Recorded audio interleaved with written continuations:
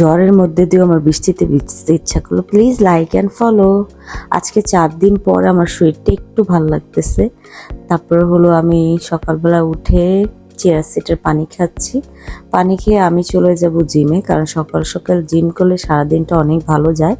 তো সেই জন্য আমি ভাবলাম যে আমি জিমে চলে যাই। আর সবার নিশ্চয়ই একটা কোশ্চেন থাকবে যে আপু আপনি কেন সিলভারের গ্লাসে পানি খান? সিলভারের গ্লাসে পানি খাওয়ার একটাই কারণ, সেটা হলো আমার ঘরে হলো 3টা পিচ্ছি যখন তখন কাঁচের গ্লাসগুলো ভেঙে ফেলে। এই যে আমার হাতে যে জগটা দেখলেন, এই জগটা হলো এর আগে একটা জগ এনেছি যেটা হলো 2 সপ্তাহ গিয়েছিল। তো সেই জন্য সিলভারের গ্লাসে আমি ইউজ করি। তো এই যে আমি রেডি হয়ে চলে যাচ্ছি জিমে। তো জিমে যাইতে যাইতে একটা জিনিস মনে পড়তেছিল যে পিচ্ছি হওয়ার পরে এই যে জার্নি মানে ওয়েট লুজের যে জার্নিটা আমার খুবই টাফ টাইম যায়।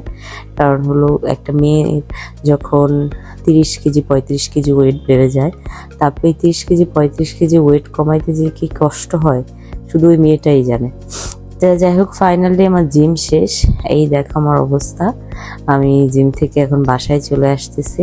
বাসায় এসে দেখি, দেখো তাদের দুষ্টামি দেখেছো, জানালার গ্রিলে উঠে সে নড়াচড় করতেছে, লটকানি খাচ্ছে, আর তার বোন নিচে দাঁড়িয়ে আছে। তো হঠাৎ করে বৃষ্টি শুরু হলো, যেহেতু আমি জিম করে আসছি আমার থেকে একটু ভালো লাগতেছিল। তো এই যে আমি বৃষ্টিতে ভিজতে চলে গেলাম, দেখো অবস্থা। আর আমার গলার কণ্ঠ শুনে তো তোমরা এখন নিশ্চয়ই বুঝতে পারতেছো যে আমার আবার জ্বর আসছে। এই বৃষ্টিতে ভিজার কারণে আমার আবার জ্বরটা আসছে। তো বৃষ্টিতে ভিজে আমার অনেক অনেক বেশি ভালো লাগতেছিল, কারণ আমার কেন জানি মনে হচ্ছিল অনেক বছর পর আমি বৃষ্টিতে ভিজতেছি।